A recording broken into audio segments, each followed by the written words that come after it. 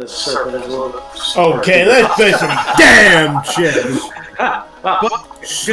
From China? But I like where you're going with this, how they're borrowing this sort of theology in the New Testament. And there's another thing that I noticed in Leviticus, where they have this sort of sin. It's Yom Kippur ritual, where they have one goat, they let that goat free. That's Azazel, the scapegoat. And they have another goat that they slaughter in the temple. Use the sin offering, I think, with a bowl as well. So I think there's 3 full animals. Do you think this is being allegorized in the New Testament, where you have Jesus with 2 other, with Barabbas, and they let Barabbas go, but then they kill Jesus? Start the damn game, you slut that slut. Shut it! A lot of people have thought so. Cut your unhappy ass to fuck back to China. Cut that goddamn coronavirus back twitching. That goddamn coronavirus infected.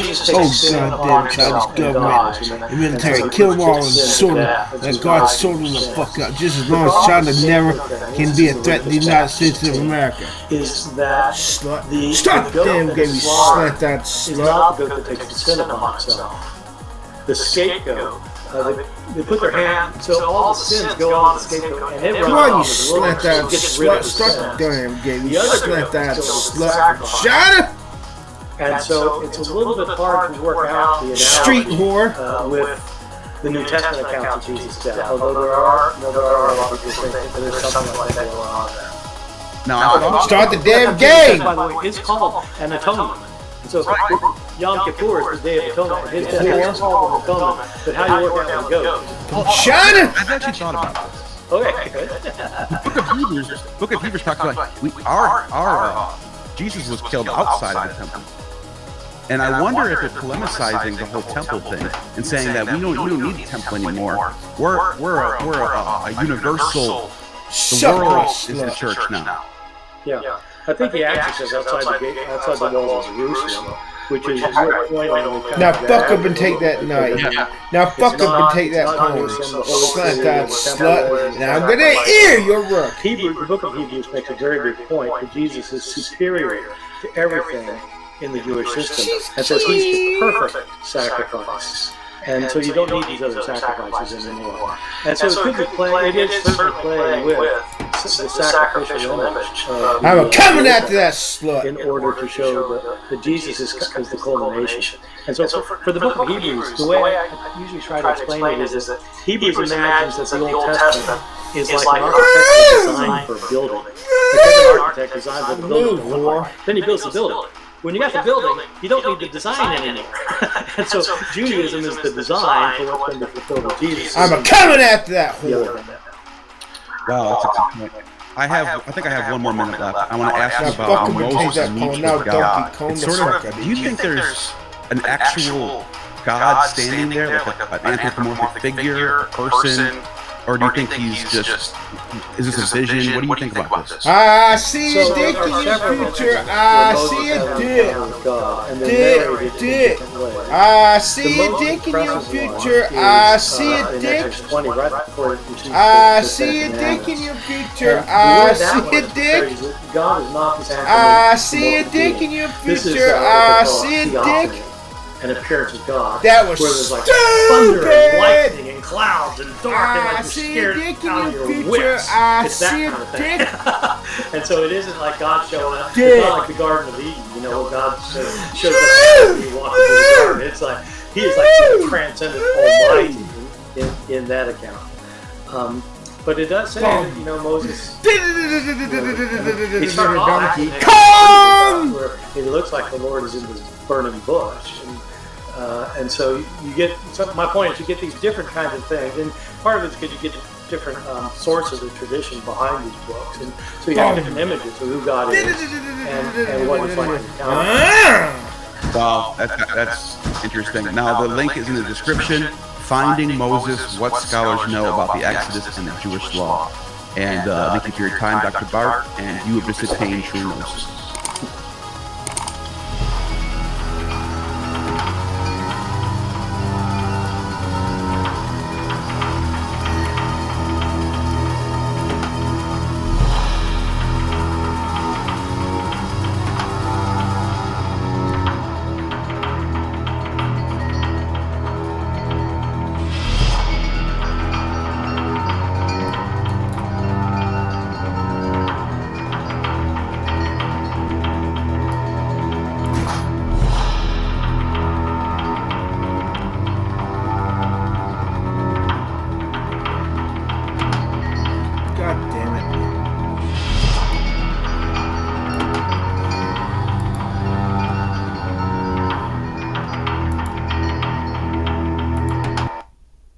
You suck my dick, bitch.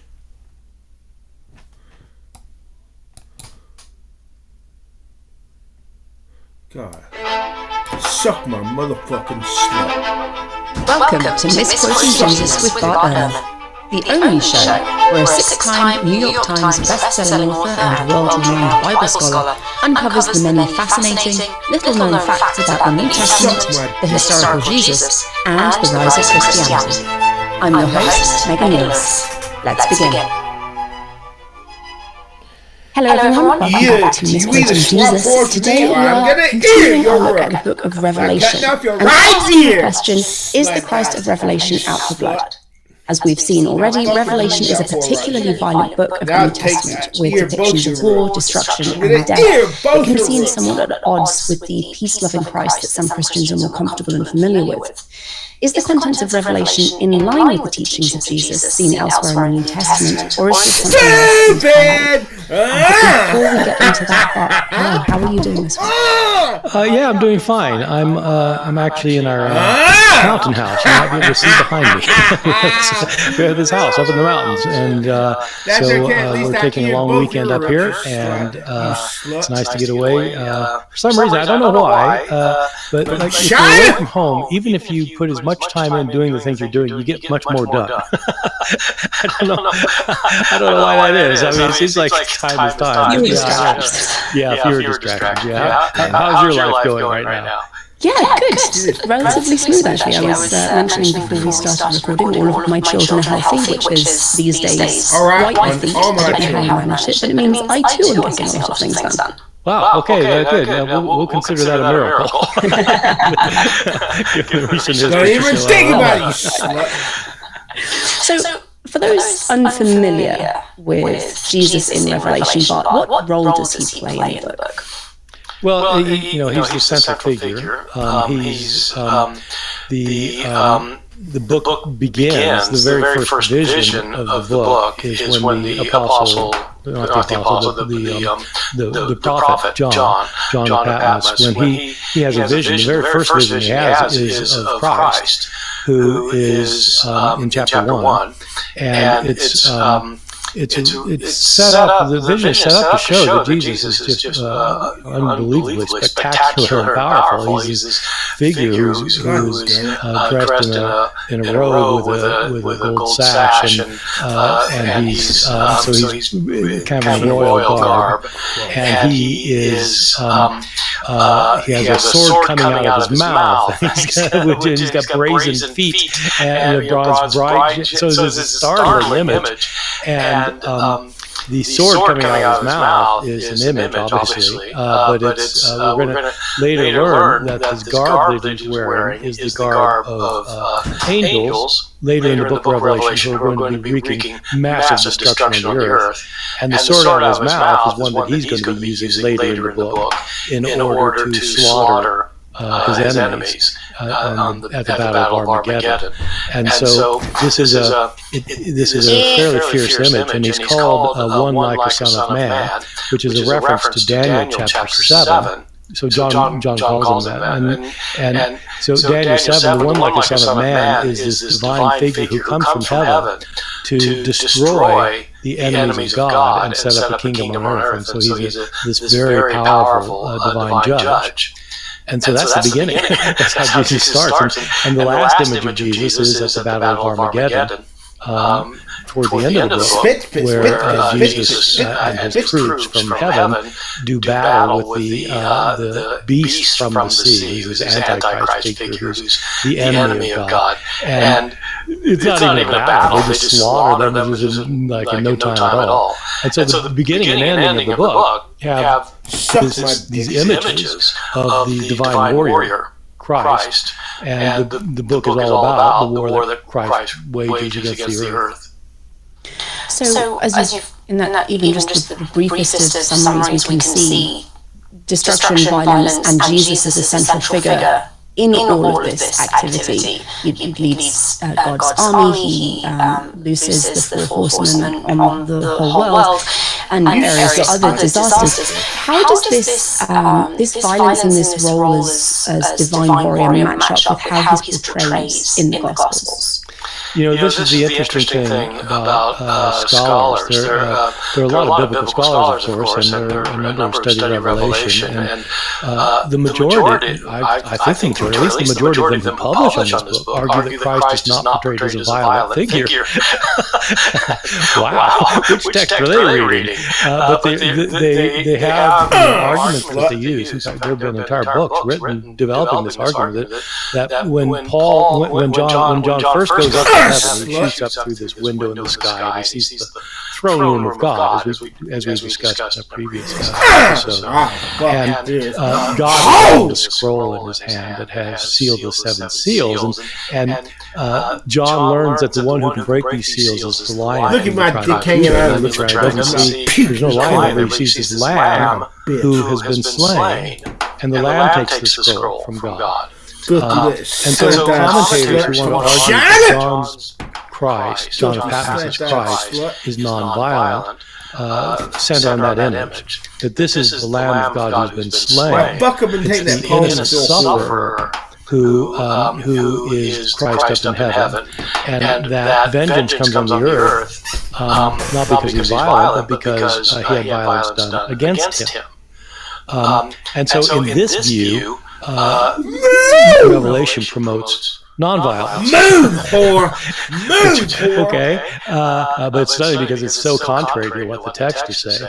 Because when this Lamb of God takes this scroll, he starts breaking them, and that he brings all the disasters on the earth. And so it's not that the lion of the tribe of Judah has become a lamb; it's the opposite. The lamb has become a lion, and you compare that with the Gospels of Jesus in the New Testament, Matthew, Mark, Luke, and John, where Jesus is an advocate of nonviolence. He's a pacifist.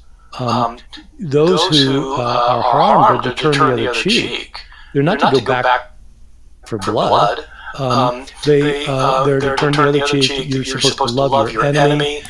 You're supposed to do good to those who harm you. You're not supposed to be violent. And so I think it's a very different image. The whole New Testament, different authors have different understandings of Jesus. But I'd say this one is radically different from what you get in the Gospels. Do you get any hint of advocation? Does Jesus ever advocate for any kind of violence, like divine retribution or justice, or is it just purely a peaceable figure that we see? So two things about it. Let me first say something about that in Revelation, because it turns out that these people who argue that Revelation is non-violent, these scholars who argue this also say that even though all of these heavenly judgments are coming against the earth, Christ or God never tells anyone else to be violent. And so it's non-violent in the sense that people are not urged to be violent. And that turns out to be completely false. It's not true. when you have the pronouncement of the fall of Babylon later in the book, Christ tells the people to leave Babylon. Babylon is the code word for Rome. And so Rome is the enemy of the people of God in Revelation. And they're told to come out from there. And then the reason people don't notice that what I'm going to tell you is because they're reading it in English. But these Greek scholars should know better. In fact, I've talked with this with another New Testament scholars who told me, I didn't notice that. When they're told to come out of Babylon, the people of God, they're told to return the grief that has been laid upon them by the inhabitants of Babylon double-fold, and torment them a double-fold. For the torment they receive. And people don't notice this because people think, that must be referring to like an angel. He's telling the angel to give double-fold. But no, when you look at it in the Greek, he's talking to the people who've been the Christians coming out of Rome, and he's telling them in the second person plural, you grieve them twice as much as they grieve you, and you torment them as much as they torment you. So it's a command of violence. And you do not get that in the Gospels. Jesus does not say, those Romans, you should love your... what he says is love your enemy. He doesn't say, go after them and destroy twice as many of them as destroyed you. He doesn't say that. So do we ever see Jesus saying, take up the sword, for example, and how does that relate to this kind of peaceable figure that you've been talking about? Well, there are a couple passages that can be used to show that Jesus promoted violence. I think most scholars aren't convinced that they do suggest Jesus promotes violence because the dominant theme throughout Matthew, Mark, Luke, and John is don't be violent. We have these passages where, for example, in the Gospel of Luke, in the Garden of Gethsemane, in all three in the Gospels, in the Garden of Gethsemane, when Jesus is arrested, his followers protect him.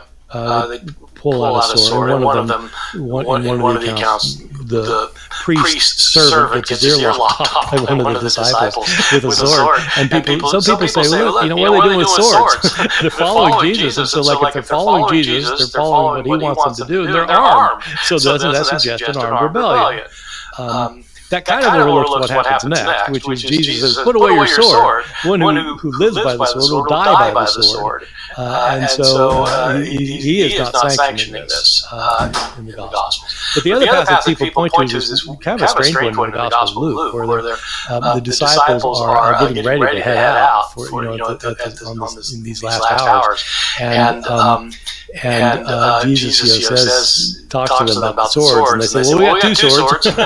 Jesus, that's enough. And so people tend to think that means, okay, they're going to be so powerful, they're going to wipe everyone out with 2 swords. And the other way to interpret this is Jesus saying, yeah, okay, you got 2, you don't need swords. That's fine. And so Jesus never sanctions violence in the Gospel. Often he's a pacifist, and he's just the opposite in Revelation.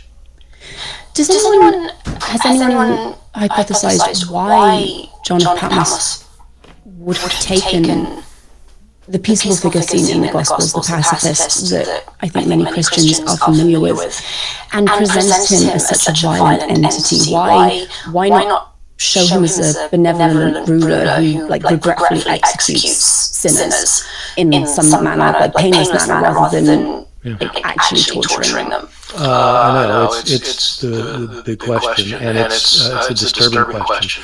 The reality is that ever since the days of Jesus, and even during the days of Jesus, people paint Jesus in their own image. You can see this in the history of scholarship. When scholars actually study these sources and try to figure out who Jesus really was, the scholars' personal beliefs about things and the kind of generation they're living in completely affect the portrayal of Jesus that comes out. This was the big point of Albert Schweitzer when he wrote his book, The Quest of the Historical Jesus, over 100 years ago, in 1906. Where he argued that every generation of scholars paints Jesus in its own image. And he showed it. That's what his book is about, showing that, at certain periods of time, this is kind of the ruling religious and ideological views, and it turns out Jesus is like that. And the next generation has these kinds of ideologies, and Jesus turns out to be like that. And the funny thing is that scholars since 1906 have said, yeah, see, all those other earlier scholars were painting Jesus in their own image, but now we're going to do it objectively now. It's the same thing. And so, in the 70s and 80s, you started getting all these books by people from the Jesus Seminar, which is a group of scholars, and other people are writing books about Jesus. And it turns out that he's a countercultural critic, where he's opposed to the kind of mores of the ruling culture, and he's anti-establishment. He's against the establishment. And these books are all written by guys who grew up in the 60s. They're all guys, by the way. The guy who grew up in the 60s in college campuses in the 60s. It's like, Jesus is a college guy from the 60s. I mean, he's a countercultural. And so it's absolutely right. So the thing is, if somebody is a violent person themselves, and they believe in violence to solve problems, and they're a warmonger, or they think that the only way to solve things is with violence, then that's how Jesus is. And so that's, so today, we still have this phenomenon today. There are books that come out today that are, Jesus was a capitalist, Jesus was a Marxist, Jesus was a feminist, Jesus was this, that, or the other thing. Like in the 40s, Jesus was an Aryan. And today we have Jesus is a white nationalist, or Jesus wants you to be rich. I mean, so you get all these, John had his views. And the author of John had his views, and it's quite clear what his views were. His views were that the Romans have all the power and all the wealth, and the Christians should have those things. They're the good people. And so God's going to take it from the Romans and give it to the Christians. So the Christians will be powerful, and they'll be massively rich. And the way that's going to happen is God's going to destroy the other guys. So you mentioned God a second ago, which is perhaps unsurprising given that we're talking about the Bible. And we'll be talking more about this in the next episode. But just to briefly touch on that, would you say that John, when writing Revelation, is directly attributing this violence and destruction to Jesus, or is Jesus merely carrying out God's will? So should we, as readers, be holding Jesus accountable for this destruction after he breaks the seals on the scroll, or is this something that is entirely down to Yahweh?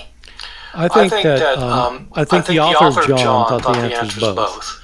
He sees Jesus and God as completely on the same page on this one. It's God who has the scroll, and so it's the will of God that's wrapped up in this book that needs to be unsealed, but it's only the Lamb who can unseal the book. And so that's why elsewhere in the book, we're told on a number of occasions that the book is about the wrath of God and the wrath of the Lamb. And so they both are wrathful. God is opposed to his enemies on earth and cries out for revenge. Vengeance is a big word in the book of Revelation, unlike words like love and hope. Vengeance and blood are very big, and they are rooted in the actions of both Christ and God. And now Jesus as the general, as the king, the military leader, I think much more closely conforms to the expectations of the apostles when Jesus came and was identified as the Messiah, than the reality they were ultimately presented with. Do you think that Revelation is maybe a late reflection of those early expectations, or is it more of a reaction to the climate of oppression that Christians were living in at the time it was written? Oh no, that's a great question. That's a really good question because when you read the Gospels, like you read the earliest Gospel, Mark is our first Gospel, and it's a really interesting Gospel. And the first line of the Gospel of Mark is the beginning of the Gospel of Jesus Christ, and anybody reading that thinks, well, that's a little bit weird. Because anybody who's not a Christian, or just like a Jew who would read that, that's weird. Jesus is the guy who got crucified, right? He's the Messiah. And Mark's entire Gospel is meant to show that the standard Jewish expectation that the Messiah will be a figure of violence, who will lead the military troops against the Romans and drive them out and set up a kingdom and rule the kingdom with a rod of iron. That this view of the Messiah, which has roots in the Hebrew Bible, in the Christian Old Testament, that view is wrong. That the Messiah, in fact, was not supposed to be a violent military leader or a political ruler. He was supposed to be somebody who suffered and died for the sins of others. And Mark's narrative is set up to show that. And it's also set up to show that the disciples never get it. This is unlike Mark, especially unlike Luke and John, and somewhat unlike Matthew. But Mark's gospel goes out of its way to show the disciples. They start getting that he's the Messiah. They kind of get that part, but they don't understand what that means, and they never do understand what it means. And Jesus keeps saying, I've got to go to Jerusalem and die. That's what I'm going to do. They say, no, that ain't going to happen. So, but in Mark, the disciples never get it. They don't understand that Jesus is the Messiah who has to suffer and die. They continue to have this old view, which makes sense because the old view is the view. I mean, the Messiah, as depicted in Jewish tradition, is supposed to be this powerful figure. And Mark is saying, no, Jesus is not like that. He's the Messiah who has to suffer and die. When you get to the book of Revelation, Jesus is the one who died. He's the lamb who was slaughtered. But that's not. He's not the victim of nonviolence. Just the victim of nonviolence. He's the victim of nonviolence then, who's going to get revenge. And so now he's turned into the violent figure, away from the non-violent figure. And so I guess the idea is, well, he suffered, and now he's going to get his due. But that's completely contrary to what the Gospels are talking about. And so I think that it just, I think you're right. It is, in a way, it's a return to the old view. And the deal is throughout the Christian tradition, when Jesus says something and people don't agree with it, they just make him say something else. Historically, like if Jesus says, "Give away all your possessions to the poor," people say, "Yeah, he doesn't mean it for me." He doesn't mean it like that. He means like spiritually. Because what he really wants you to do is become materially wealthy. And so, but it's just the opposite of what he said. And so when he says non-violence and John says violence, I'm sorry, it's not the same thing. So how then, you've mentioned that people often will overlook the violence and say, oh, it's not violence, it's just not, it's something else. Has anyone ever tried to defend or explain the violence while acknowledging that violence does indeed exist in Revelation, and that Christ is a violence figure, but that's okay because? I think probably the best way to try to do that people have tried, is to say that God is not only loving and merciful, but also just.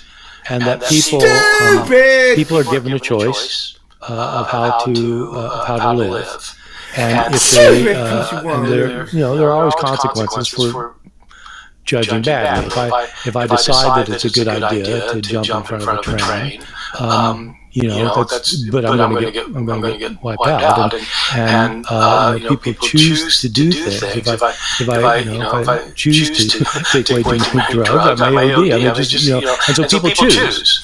And so people have chosen to reject God, and this is, they knew better, and so this is what they get. And so it's not the guy's being mean, he's being just. And this is what justice requires. So I think that's the best way to try and explain it. I think, that I don't think justice, even if that were true, I don't think justice requires torture. In the book of Revelation, when during one of these many plagues that's hit the earth, you have these scorpions that come up out of it. They look like scorpions. They have the ability to sting people so that they are tormented horribly for 5 months but can't die. And so this is a plague against the earth. And so, if somebody who's being tortured for 5 and not even allowed to die to get out of the pain, that's just torture. So like, if God really wanted to judge people, why doesn't he just give them an instant coronary? Why does he need disaster after disaster after disaster? And why do you just have everybody die? Or, zap them with a cosmic ray or something.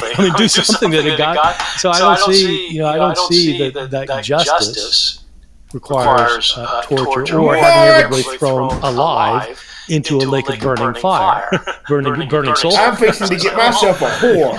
Just make them die. It's very extreme. It seems a little unnecessary if justice is the route that we're taking.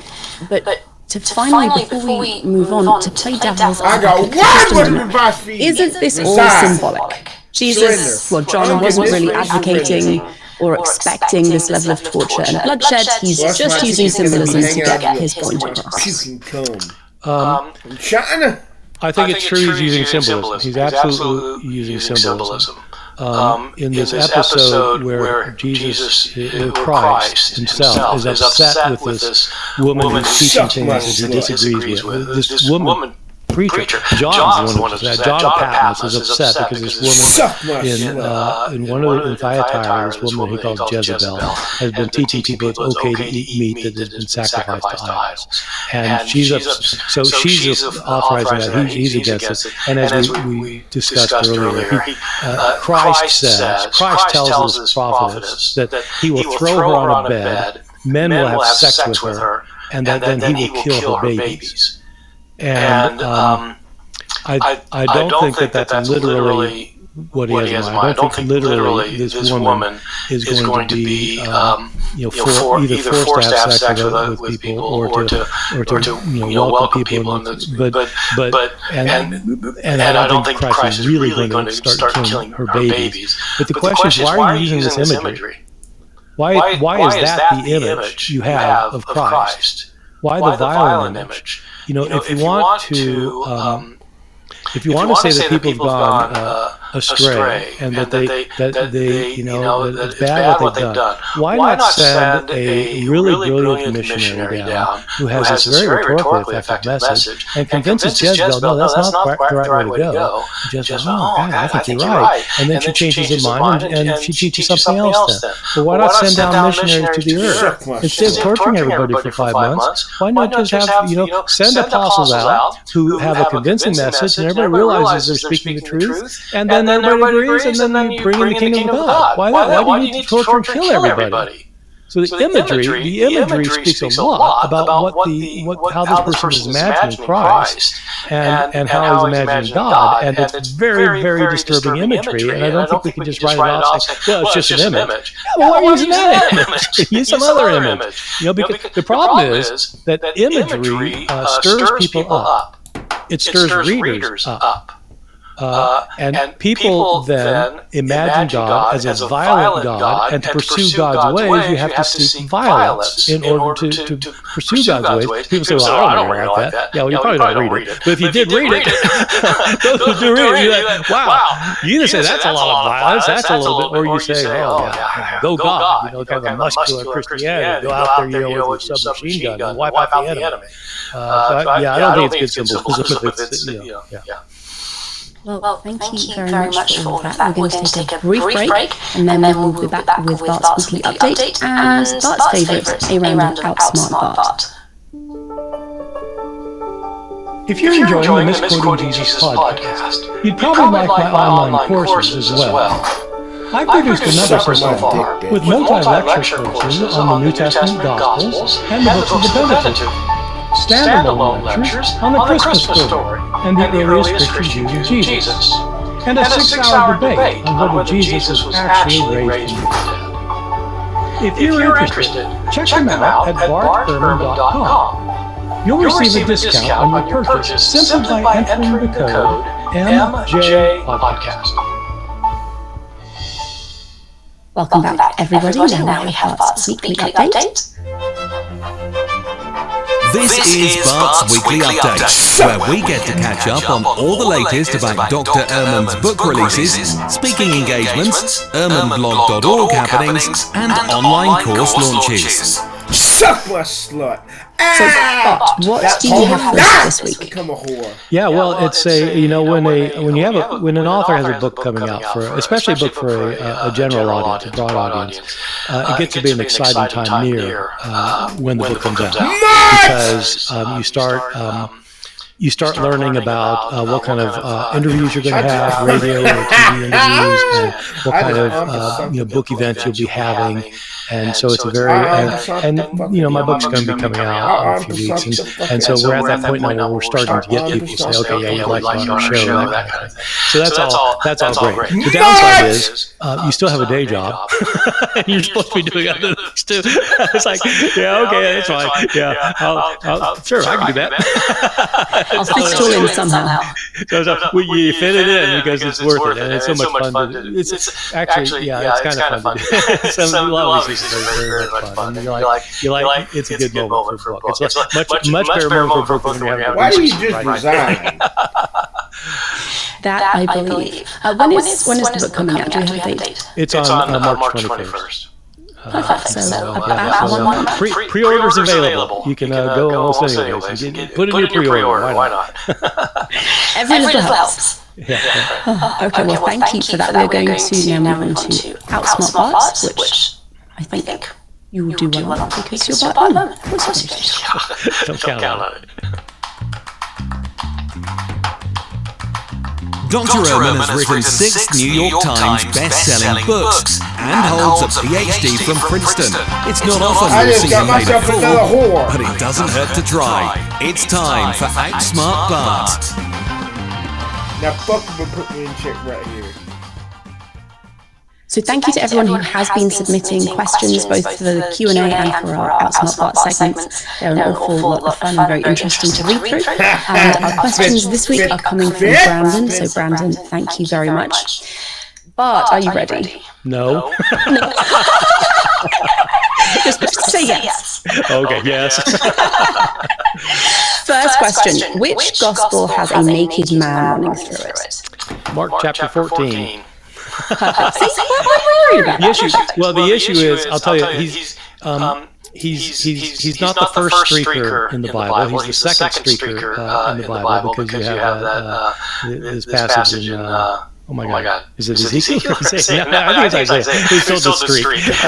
But this streaker. The issue with this streaker in Mark 14 is who isn't. And so it's the issue is that Jesus is arrested, and there's a man there wearing nothing but a linen cloth. And he flees, and they're trying to arrest him. They grab the cloth, and he runs away naked. And so people, and it's a very interesting history of interpretation of this passage, because throughout there have been numerous interpretations over the years. For a long time, the answer was John, the son of Zebedee, or like the author of the Gospel of John. And so they have people have various ideas about that. But the one that people today, the general populace likes today, is that it's Mark, the author of the Gospel of Mark. And like he has this little story, because he says, who else would know that happened? It must have been him, and plus it makes it interesting because of the name. And there are basically about 498 interpretations of this passage. And I think for a lot of historical scholars, that one's rather down low on the list, but it's the one everybody likes. Thank you. So second question. Jesus said, whoever has come to understand the world has found only a blank, and whoever has found another blank is superior to the world. This ain't in the New Testament. This is in the Gospel of Thomas. And it's one of my favorite sayings of the Gospel of Thomas. Whoever has found the world has found a corpse. And whoever has found a corpse is superior to the world, or depends how you translate it. But I love this saying, because it's saying that we value so many things in this world. And we think this world is what provides meaning for us. It's what makes our life meaningful. In fact, the world is not a place that gives life. The world is a corpse. The things we value in this life are worthless. What we should be seeking are things above, not the things here in this world. And anyone who realizes that this world is a corpse is superior to the world, has overcome the world. I think it's a great saying. I wish Jesus had said it. I don't think he did. I wish he did, because I think it's a lovely saying. Well, you are, of course, exactly right. And thank you for explaining it, because I read it and was a little bit confused. So exactly. Oh, you think that one's confusing? Read the rest of the Gospel of Thomas. Oh my God, what does that mean? Okay, third and final question. In a section about circumcision, Paul begins by pointing out his large what? What?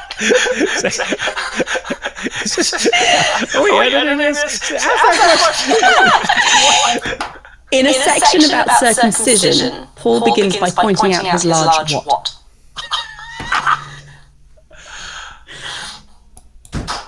Wow. This is one I really don't know. Because this would be great to use. Hold on a second. His large writing. Yes. That's not in the section on circumcision. That's in Galatians chapter 6. The section on... Clearly I need to be fact-checking these before I ask you. It's in the book about circumcision.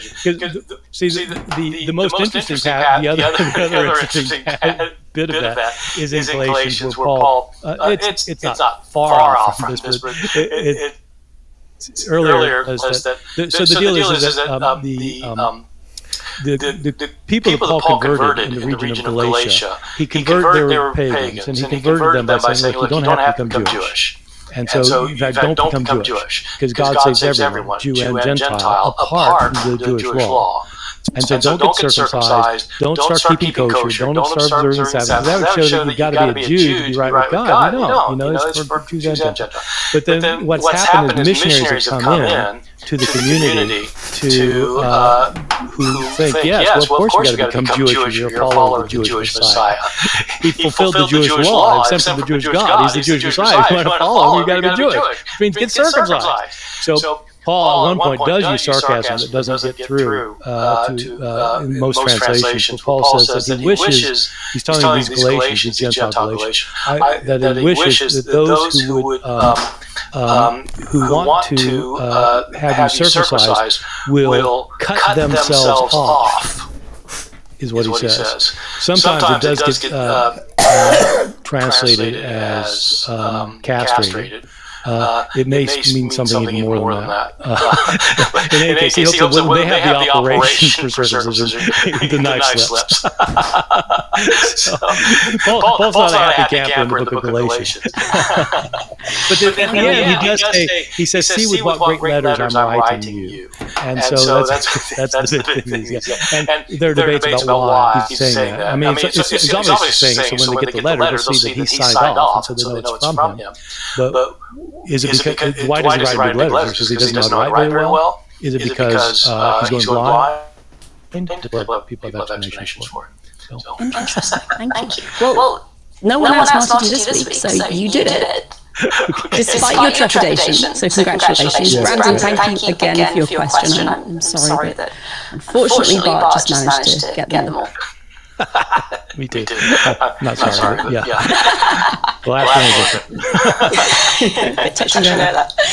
So, Bart, before we finish for the week, would you mind summarising what we talked about? Yeah, so we are, we've been talking about the book of Revelation, and one of the big issues in scholarship and among readers is whether Christ himself is portrayed as a violent figure in the book of Revelation. And I think the answer is clearly yes, he is a violent figure. In my book that's coming out, I spent a good bit of time trying to talk about this and to show that Christ himself is engaged in slaughter in the book, and he authorizes slaughter in the book, and the book is explicitly said to be about the wrath of the Lamb. It's not about the love and mercy and forgiveness of the Lamb. It's about his wrath, and it's taken out in very bloody and violent ways. And so then the question that we broached at the end is, if that is really how the author of Revelation is portraying Jesus, is this consistent with the portrayal of Jesus that we see in other parts of the New Testament? And my answer to that is certainly isn't the Jesus portrayed in the Gospels, and I don't think it's accurate with respect to the historical Jesus either, which is another question. Well, thank you very much for your time and your expertise. As ever, it's been a joy to talk with you. Audience, thank you all for listening. I hope you enjoyed the show. If you did, please subscribe to the podcast and make sure you don't miss any future episodes. Remember also that you can use the code MJPodcast for a discount on all of Bart's courses over at www.barterman.com. Misquoting Jesus will be back next week. Bart, what will we be talking about? So in the next episode, we're going to the heart of Revelation and its portrayal of God. People frequently talk about the God of the New Testament being different from the God of the Old Testament, for example. And so we'll talk about, for example, whether Revelation confirms that or not. Wonderful. Thank you so much. Audience, thank you again, and goodbye.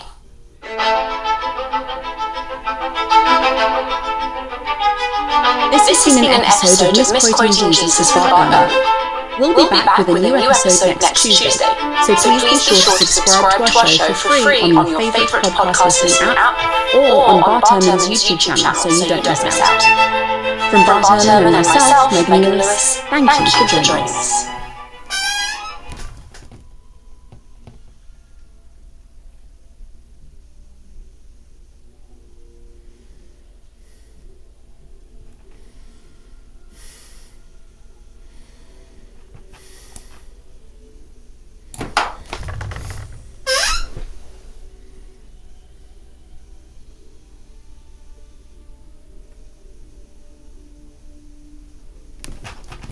Was bit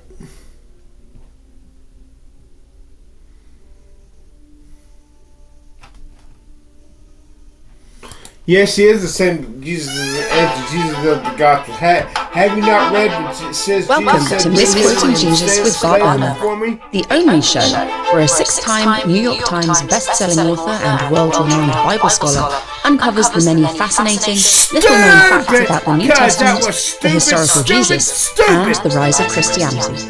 I'm your host, Megan Lewis. Let's begin. Stupid! Cause that was Today on Misquoting Jesus, we're going to be talking about whether the God seen in Revelation is the same as the God in the rest of the New Testament. I'm sure that many of you are familiar with the claim that the God of the Old Testament is somehow different to that of the New Testament, not necessarily a different God, but definitely a different portrayal. And as you may have realised in the past couple of episodes, a case can be made for the God of Revelation having more in common with that of the Old Testament than the rest of the New Testament. How do all of these depictions of God work together, and are they as contradictory as they first appear?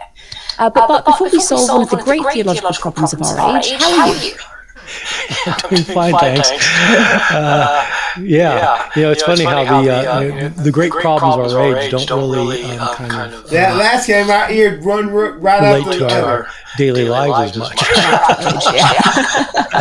And one of the tricks, teaching undergraduates is to get them to start thinking about bigger issues, and so in my I think about this a lot longer. You want to start this shit? Issues in the world, and it's put your black ass people's lives, and so I'm doing well because I'm teaching these undergraduates this semester, and it's really fun because these are people who are very open to it, and so I've been really enjoying the semester. So how are things in your end?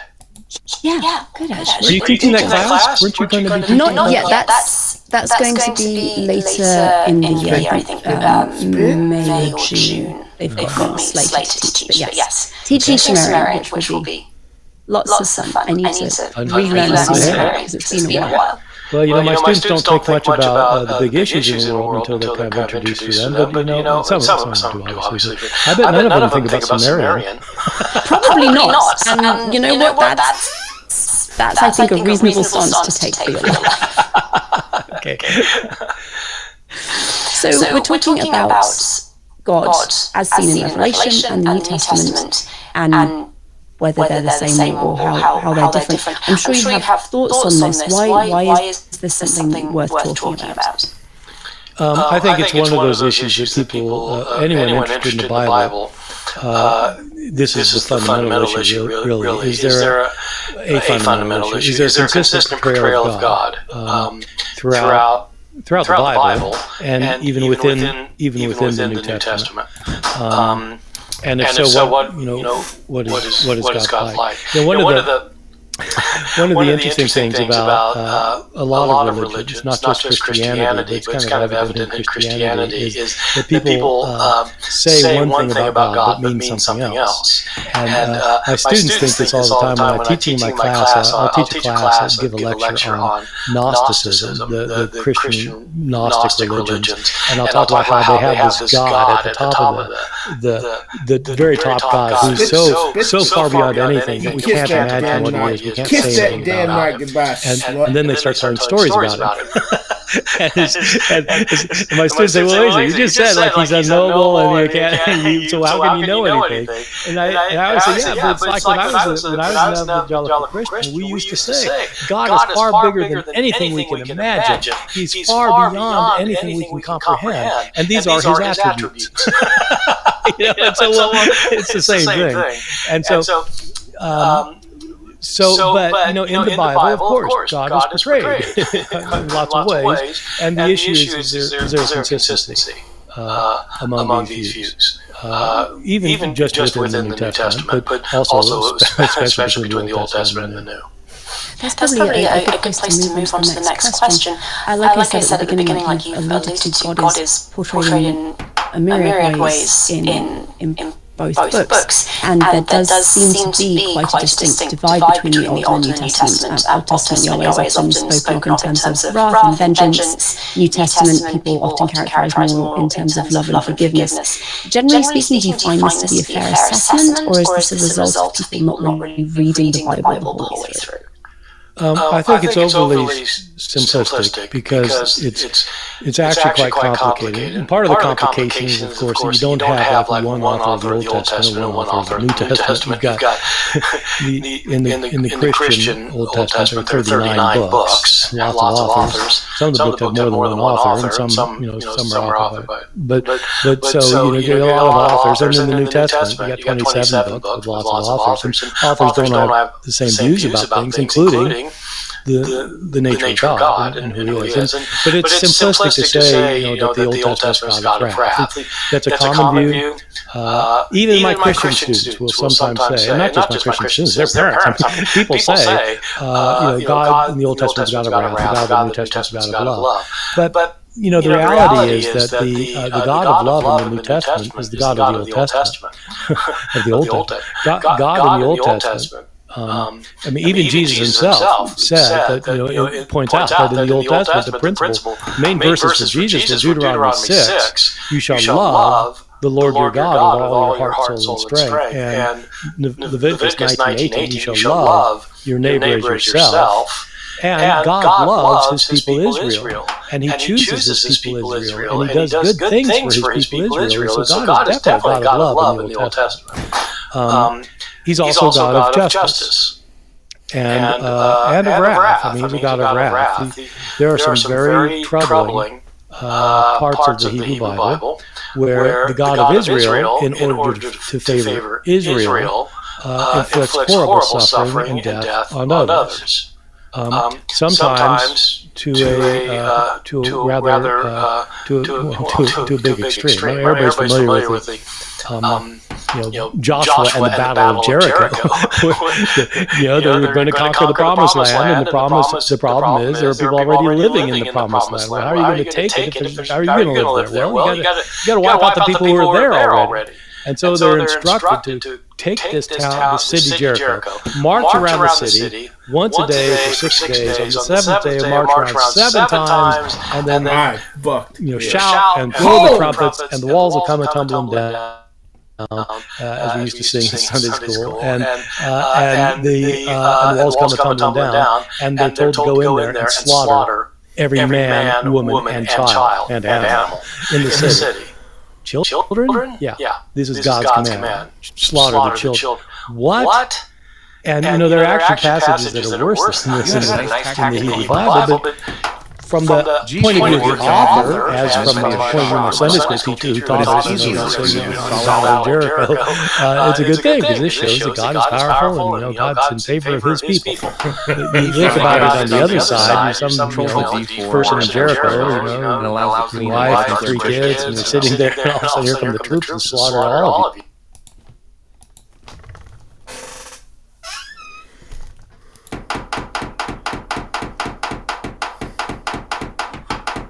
You get a chance to sacrifice a queen for a nice tactic.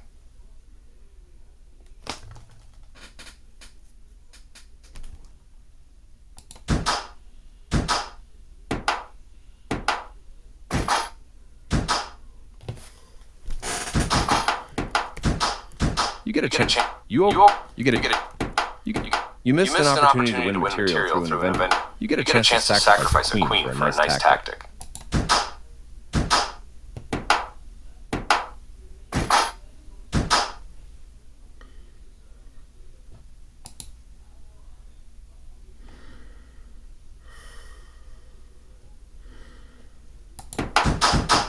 You are now able to kick a knight.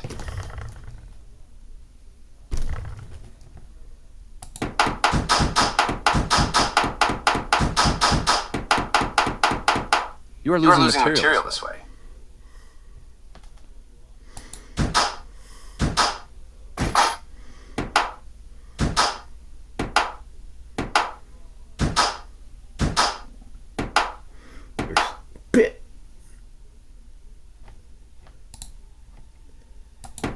They missed a chance to win material through a tactic.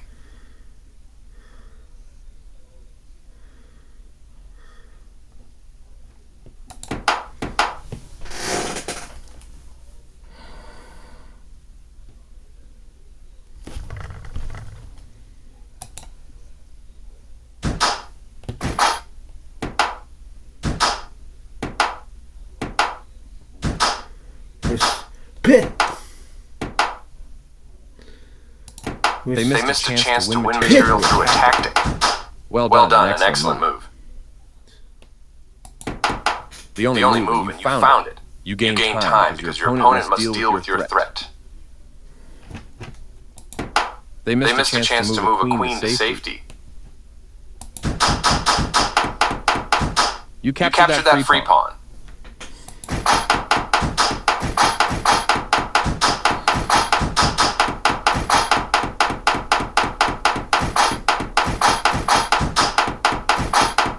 Your position is still winning, but you missed a fast checkmate.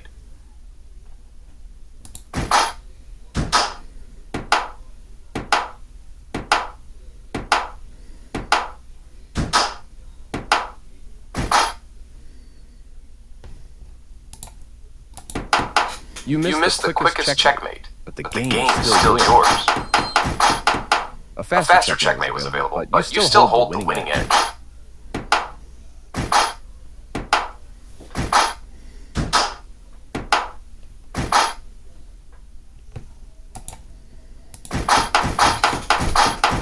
Always feels nice to win.